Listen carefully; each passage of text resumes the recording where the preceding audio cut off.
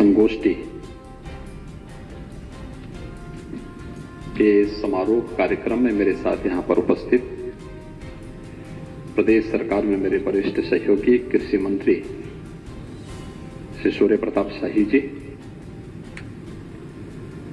प्रदेश के गन्ना विकास एवं चीनी उद्योग विभाग के मंत्री चौधरी लक्ष्मी नारायण जी, मत्स्य विभाग के मंत्री डॉक्टर संजय निषाद जी, प्रदेश सरकार में उद्यान विभाग के मंत्री श्री दिनेश प्रताप सिंह जी, सहकारिता विभाग के मंत्री श्री JPS राठौर जी, प्रदेश के कृषि उत्पादन आयुक्त श्री मनोज कुमार सिंह जी, हमारे साथ वर्चुअली जुड़े अपर मुख्य सचिव कृषि श्री देवेश चतुर्वेदी जी,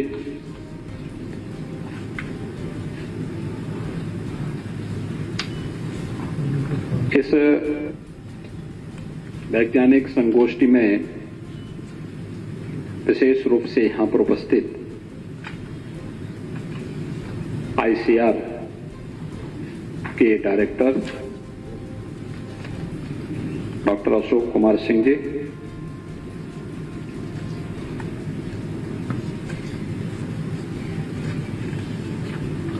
ICR के पूर्व डायरेक्टर प्रोफेसर पंजाब सिंह जी, सभी हमारे प्रतिष्ठित कृषि वैज्ञानिकगण,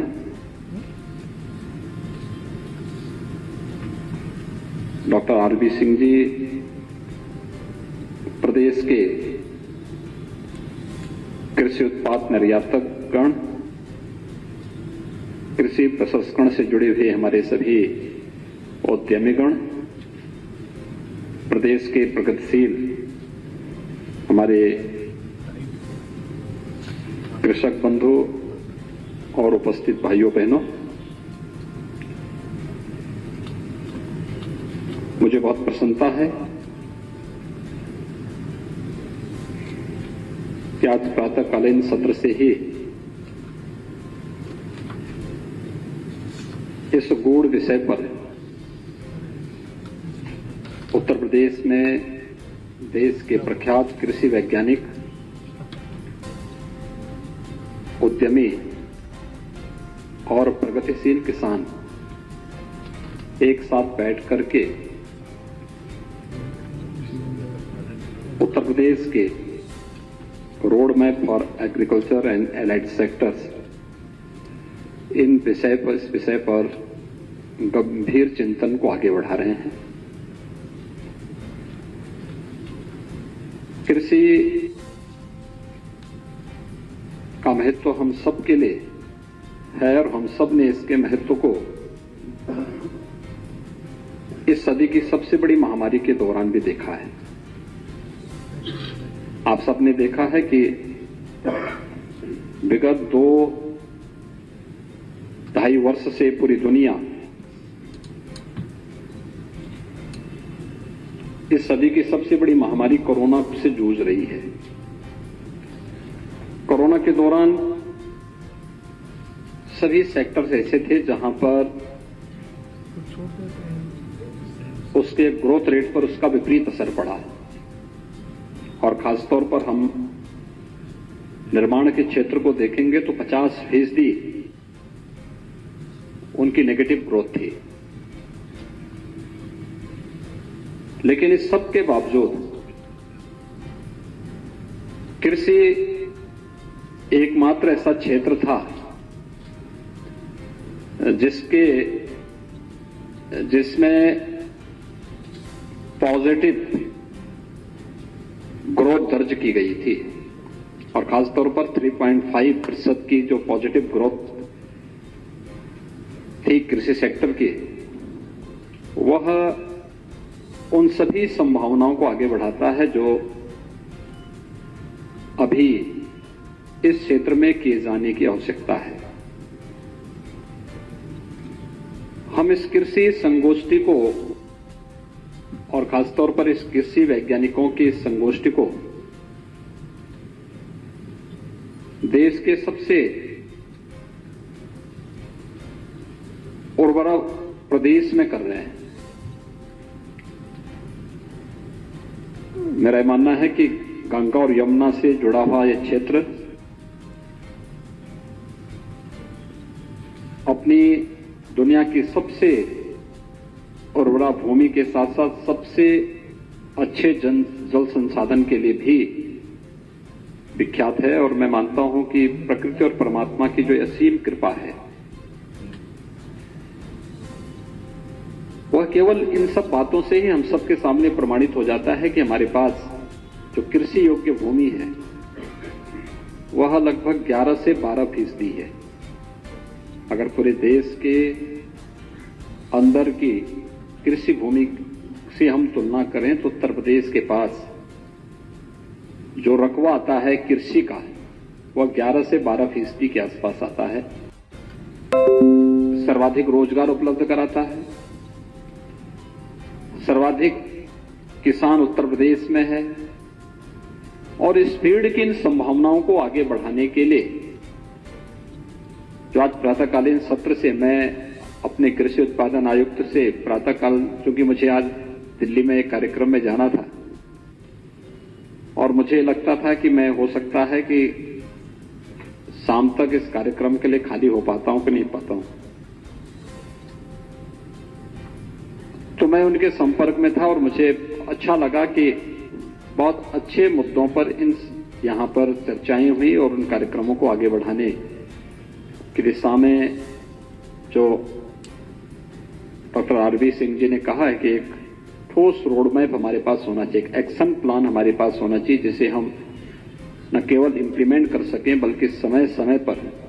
उसकी मॉनिटरिंग करते हुए प्रभावी ढंग से उसे आगे बढ़ा सकें। उत्तर प्रदेश अब एक्सपोर्ट का एक जोन भी बन गया है, एक हब बन रहा है। मैं आपको बताऊं कि देखिए, हम लोगों ने 2018 में, आज से लगभग 4 साल पहले, उत्तर प्रदेश से नई नई सरकार बनी थी और नई सरकार बनने पर उस समय हमारे लोगों में उत्साह था, लेकिन प्रदेश के एक सामान्य नागरिक के मन में आशंकाएं भी थी और उसके मन में बहुत उत्साह इस रूप में नहीं था, क्योंकि 15-20 वर्षों तक जिस प्रकार की कार्य पद्धति और शासन पद्धति उन्होंने देखा था तो उसे लगता था कि हां, कुछ हो नहीं सकता है। और ये जो निराशा का भाव था ये हम सबको भी कभी कभी बहुत चिंतित करता था। हम लोग भी कुछ नया करने के बारे में सोचते थे। मेरे मन में भी, मेरे मंत्रिमंडल के सहयोगियों के मन में भी होता था कि हम क्या कुछ नया कर सकते हैं। मैं भी दुनिया के कोई भी एम्बेसडर आता था या कोई भी हाई कमिश्नर आता था, उनके सामने हम लोग पूछते थे क्या है आपका, किस सेक्टर में आपने अच्छा काम किया है और कैसे उत्तर प्रदेश आपके साथ मिलकर के इन कार्यक्रमों को आगे बढ़ा सकता है। हम लोग इस बात को जानते थे कि उत्तर प्रदेश अगर प्रकृति और परमात्मा की कृपा का विशेष प्रदेश है तो कुछ कारण तो होगा। एमएसएमई का हमारे पास सबसे बड़ा क्लस्टर हमारे पास मौजूद था, लेकिन वे भी बंदी के कगार पर था और ये मान लिया गया था कि आज की स्थिति में इसकी कोई संभावना नहीं है। लेकिन फिर भी मेरे मन में एक विश्वास था कि हमारे पास जो परंपरागत उद्यम है, अगर हम इसको थोड़ा भी प्रोत्साहित कर लें तो हो सकता है इसमें कुछ संभावना बदले दिखे। और आपने देखा होगा कि हमने उस समय इसकी मैपिंग करवाई। 75 में से 57 जनपद ऐसे थे जिनके पास अपना यूनिक प्रोडक्ट था। जो शेष 18 जनपद थे, उन 18 जनपदों के लिए हम लोगों ने फिर एक नए प्रोडक्ट की व्यवस्था बनाई और उसमें बहुत सारे तो कृषि से जुड़े हुए क्षेत्र थे। 75 जनपद के लिए एक प्रोडक्ट जो हुआ तो हमने उसका नाम दिया एक जनपद एक उत्पाद, 1 डिस्ट्रिक्ट 1 प्रोडक्ट। आज आप देख रहे होंगे कि इसने उत्तर प्रदेश को एक्सपोर्ट के एक हब के रूप में विकसित करने में बड़ी सफलता प्राप्त की है। वर्तमान में 1,56,000 करोड़ रुपए का जो प्रोडक्ट है उत्तर प्रदेश का, वह हम लोग यहां से एक्सपोर्ट कर रहे हैं। मैं भी 3 दिन पहले मुरादाबाद गया था। 2017 तक मुरादाबाद में निराशा थी, हताशा थी, लोगों के मन में आशंकाएं थी, लोग कुंठित थे, क्योंकि मुरादाबाद हम बचपन से सुनते थे कि मुरादाबाद में पीतल के आइटम, ब्रॉस आइटम के लिए मुरादाबाद जाना जाता था, लेकिन न उनको समय पे तकनीक दी गई, न उनके लिए उस प्रकार के मंच ही दिए गए थे, न ही उनके लिए कोई मार्केट थी, और वे अपने स्तर पर कोयला से, केरोसिन से या डीजल से अगर कुछ अपनी प्रोसेसिंग के कार्य को या फिर अन्य कार्यक्रम को आगे बढ़ाते भी थे तो पॉल्यूशन कंट्रोल बोर्ड अलग से उन्हें परेशान करता था और उनके उद्यम को बंद कर देता था। हम लोगों ने आने के बाद जब उसे मैपिंग की और 1 डिस्ट्रिक्ट 1 प्रोडक्ट के साथ जोड़ा, उन्हें तकनीक दी, पीएनजी की व्यवस्था कराई, सीएनजी की व्यवस्था करवाई, पॉल्यूशन कंट्रोल बोर्ड के तकनीक है नहीं। 2017 के पहले कृषि विज्ञान केंद्रों की स्थिति को हम अच्छी तरह जानते थे। पिछले 5 वर्षों में उसमें काफी सुधार किया गया, काफी सुधार करने का प्रयास हुआ। केंद्र और प्रदेश सरकार के द्वारा सामूहिक रूप से जो प्रयास प्रारंभ किए गए उसके बहुत अच्छे परिणाम भी सामने आ रहे हैं। प्रधानमंत्री जी ने इस क्षेत्र में विशेष रुचि लेकर के पहली बार हम लोगों ने सुना कि जब 2014 में देश के अंदर प्रधानमंत्री जी ने सॉइल हेल्थ कार्ड की व्यवस्था प्रारंभ की, आज उत्तर प्रदेश सर्वाधिक सॉइल हेल्थ कार्ड जारी करने वाला राज्य भी है। प्रधानमंत्री किसान सम्मान निधि से सर्वाधिक किसान उत्तर प्रदेश के अंदर जुड़े हुए हैं। विगत 5 वर्ष के अंदर हम लोगों ने कृषि के सिंचन की क्षमता को लगभग, और इन संभावनाओं को हम थोड़ी भी आगे बढ़ाने में योगदान दे सकें तो लागत कम और उत्पादन ज्यादा, ये इस सेक्टर के माध्यम से तेजी के साथ आगे बढ़ सकता है। दूसरा, खेती की आधुनिक तकनीक को भी अपनाने की आवश्यकता है। हम ड्रिप इरिगेशन की तरफ किसान को ले जा सकते हैं। सरकार, केंद्र और राज्य सरकार इसमें सब्सिडी देती है। किसानों को इसके बारे में अवगत कराना, उन्हें बताना, क्योंकि उत्तर प्रदेश के अंदर अगर हम देखें तो सामान्य किसान के पास जो 1.5 से 2 एकड़ की आती है और 1.5 से 2 एकड़ की उसमें वह एक औपचारिक मान करके उसको खेती करता है, तकनीक अपनाने से संकोच करता है, उसमें किसी भी अन्य प्रकार से वह कोई नया प्रयोग करने में संकोच करता है। एफपीओस के गठन करने की जो प्रक्रिया उत्तर प्रदेश के अंदर प्रारंभ हुई है, ये सभी पूरे देश के अंदर जिस तेजी के साथ बढ़ा है, उत्तर प्रदेश के अंदर भी हम लोगों ने इसमें गति तो पकड़ी है, लेकिन इन सभी उसमें कृषि वैज्ञानिकों के साथ साथ इस सेक्टर के जो कृषि उत्पाद के उद्यमी हैं, जो हमारे प्रगतिशील किसान हैं, ये सभी मिलकर के अगर इस कार्यक्रम को आगे बढ़ा लेंगे तो उत्तर प्रदेश की उन व्यापक संभावनाओं को आगे बढ़ा करके हम उत्तर प्रदेश के अंदर के जो हमारी वास्तव में एक प्रधानमंत्री जी की मंशा है कि उत्तर प्रदेश आगामी 5 वर्षों के अंदर $1 ट्रिलियन की इकोनॉमी के रूप में आगे बढ़े। अगर भारत को $5 ट्रिलियन की इकोनॉमी बनना है उसमें उत्तर प्रदेश का कंट्रीब्यूशन इस रूप में आगे बढ़ सकता है और इसमें हर एक फील्ड में हमें कार्य करना होगा। और उसमें जो सबसे अधिक संभावना उत्तर प्रदेश के अंदर है वो कृषि और कृषि से जो अलाइड सेक्टर है, इन सभी में इन संभावनाओं को आगे बढ़ाने में हम सभी लोग मिलकर के आगे बढ़ा सकते हैं। इस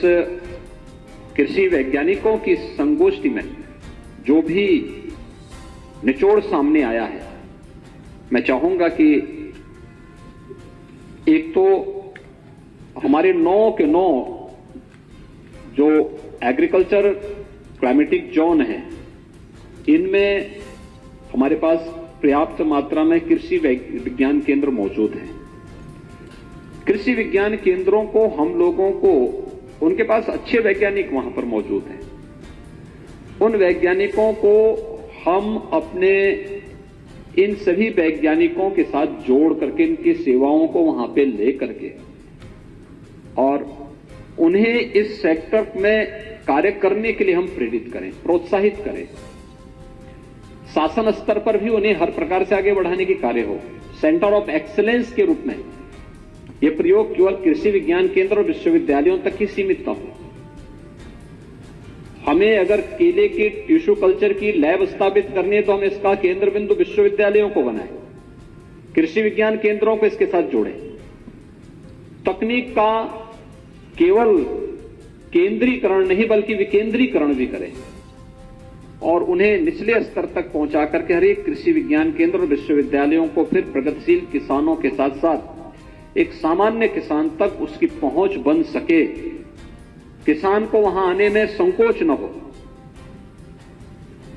और हमारे वैज्ञानिकों को भी किसानों के बीच में जाकर के किसी प्रकार का कोई संकोच न हो। हमें इस प्रक्रिया को आगे बढ़ाने की आवश्यकता है। अगर हम केवल इसे कृषि विज्ञान केंद्र के तक सीमित रख करके और कृषि विज्ञान केंद्र भी केवल अपने तक ही सीमित रखेंगे और किसानों के इसके साथ नहीं जोड़ेंगे तो हमारी मेहनत सार्थक नहीं हो पाएगी। और मुझे कहने में कोई संकोच नहीं कि हमारी संस्थाएं अभी भी समाज से जुड़ नहीं पाई है। हमें इस बात को देखना होगा कि जो कुछ भी सुविधा हमें प्राप्त हो रही है इसमें समाज के एक एक व्यक्ति का कंट्रीब्यूशन है। शासन जो धनराशि किसी कार्य के लिए उपलब्ध कराती भी है, ये शासन का अपना धन नहीं होता है। ये किसी मुख्यमंत्री या किसी मंत्री का या किसी विभाग का अपना स्वयं का धन नहीं है। ये पब्लिक कंट्रीब्यूशन से जब इसका कलेक्शन हुआ है फिर वही धनराशि हम किसी प्रोजेक्ट के लिए, किसी कार्यक्रम के लिए आगे बढ़ाने के लिए दे पाते हैं। इसलिए उन सभी के लिए अगर कुछ सुविधा और उन्हें प्रोत्साहित करने के लिए या उनको हम कुछ नयापन दे करके उनको बता सकें तो हमें इस प्रक्रिया को आगे बढ़ाना पड़ेगा। एक साइकिल उसकी रेट तैयार करनी पड़ेगी और मुझे पूरा विश्वास है कि उत्तर प्रदेश जैसे राज्य में इस प्रकार का कार्यक्रम आयोजित होना, उसको एक्शन प्लान के रूप में उसे लागू करने की एक ठोस रणनीति को आगे बढ़ाना एक सकारात्मक पहल इस फील्ड में है। उत्तर प्रदेश की इन संभावनाओं को आगे बढ़ाने में हम सब सफल होंगे। मैं इस पूरे अभियान के प्रति अपनी शुभकामनाएं देता हूं और आप सभी कृषि वैज्ञानिकों को, कृषि उद्यमियों को, उत्पाद उद्यमियों को और अपने प्रगतिशील किसानों को